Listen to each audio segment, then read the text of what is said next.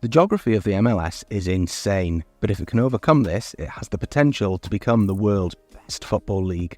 The best players in the world have traditionally spent a majority of their peak careers with Europe's biggest clubs, such as Manchester United, Liverpool, Barcelona and Real Madrid.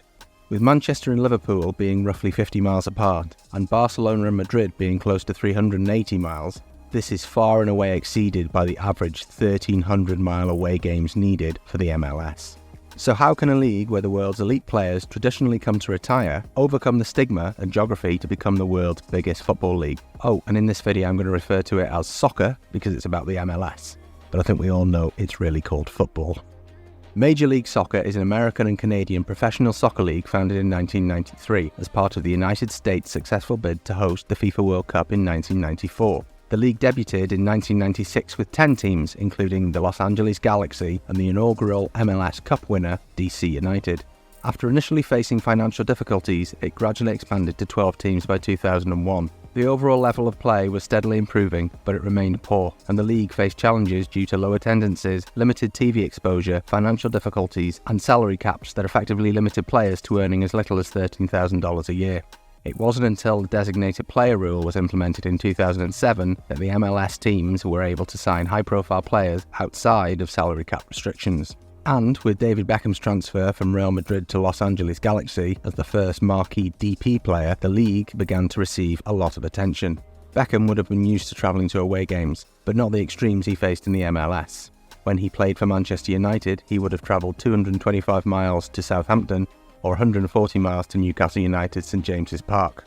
Manchester United was a dominant force in European football when he played for them, so travelling across Europe in the Champions League would have accumulated the miles. However, this would have only been limited to a maximum of 7 games a season, with the furthest away game being against Shakhtar Donetsk in the Ukraine, and the European average is limited to 7 or so games, assuming that the team were to make it to the final. So with the increased fatigue and effects on recovery time, match preparedness, mental focus, team cohesion and jet lag, how can the MLS begin to attract the world's best players at the peak of their careers? Well, sports science has come a long way. A player is no longer judged to be up for it by their head coach or manager. Monitoring of hydration, nutrition, sleep and circadian rhythms and blood sugars all contribute to a player's readiness whilst reducing injuries. Furthermore, adjusting training loads and environments for external factors such as climate, altitude and mental focus are now widely used. Sir Alex Ferguson, Beckham's manager at Manchester United, famously used a vision specialist to improve visual awareness, peripheral vision and reaction times, after the doctor who contacted him explained that the team's new grey away kit was the cause for the team's poor away form, as the eye can't pick up grey tones as well. Of course, you could argue that NFL players have the same travel commitments as MLS players, which is correct, but the average NFL player has a 17-game season, whereas the MLS has a 34-game regular season. Double. And since its inception in 1996, the MLS has been in an almost constant expansion, which is leading to more games being played. When Beckham signed with the Galaxy in 2007, he was given the option of acquiring a future expansion franchise for $25 million, and he stated his intention to do so in 2014. By 2020, Beckham's new franchise, Inter Miami, had joined Orlando in Florida, marking the first time the state had had 2 teams since 2002. Previously, the league experienced a contraction when both the Tampa Bay Mutiny and Miami Fusion folded, and as Miami is too big, significant and culturally diverse not to serve as a hub for American soccer, it was the obvious choice. Expansion teams were fetching around $300 million by the time Inter Miami took to the field, a nice return on Beckham's $25 million. And now, with one of the world's greatest players, Lionel Messi on board, the MLS's first billion-dollar soccer team, LAFC, is within Beckham's sights. Beckham had the insight in 2007. He saw that American sports leagues and the teams in them are worth billions, and the world's most popular sport, which generates billions, would be a match made in heaven. And this appears to have paid off, with $25 million now being close to turning into a $1 billion and beyond turnaround.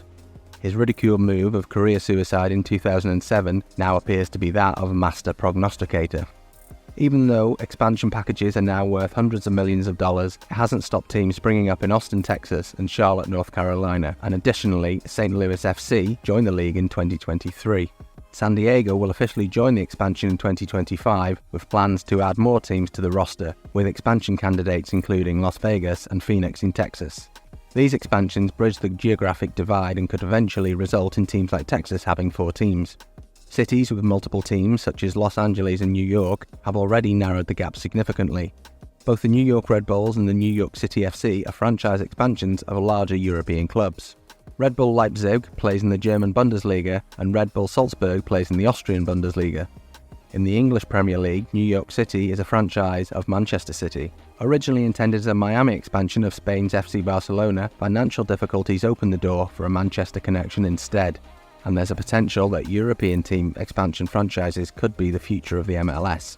Thanks to the associated documentary, Ryan Reynolds and Rob McElhenney's purchase of Welsh team Wrexham AFC from the lower English league sparked huge interest in the team from around the world, and this resulted in a sellout tour of the United States in the summer of 2023 for a team that under normal circumstances would have received nearly no attention. So, with a massive North American fan base, Wrexham could realistically look to franchise a team in the MLS in the future. Wrexham's Hollywood owners would likely expand in either of their hometowns, Philadelphia in the USA or Vancouver in Canada. Both cities already have clubs, the Union and the Whitecaps, but cities with multiple teams, or derby games, provide for a ready-made fan base for soccer in an expanding league with massive geographic spread. So this begs the question, if a team 4 leagues lower than the English Premier League can do it, why can't the teams from the world's richest leagues? At the time of recording, Manchester United, Liverpool and Chelsea are all owned by American consortiums, and teams like Newcastle United are owned by the oil-rich Saudis, may see the MLS as a future benefit in both terms of football and business. From a business standpoint, the massive North American market is a lucrative revenue stream, and the ability to loan players between teams in the same franchise but in different leagues would be appealing.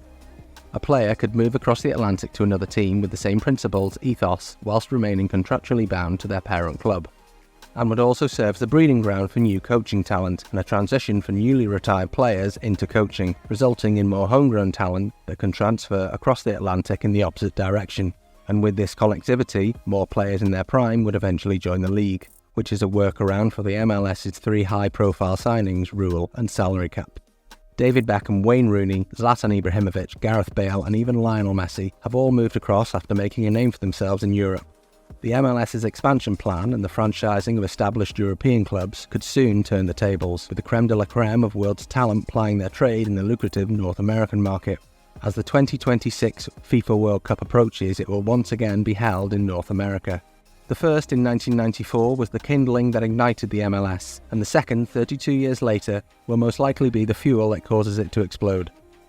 With English Premier League clubs becoming more inflated behemoths that isolate their core fan base, could a more prudent billionaire be investing in tomorrow's league today?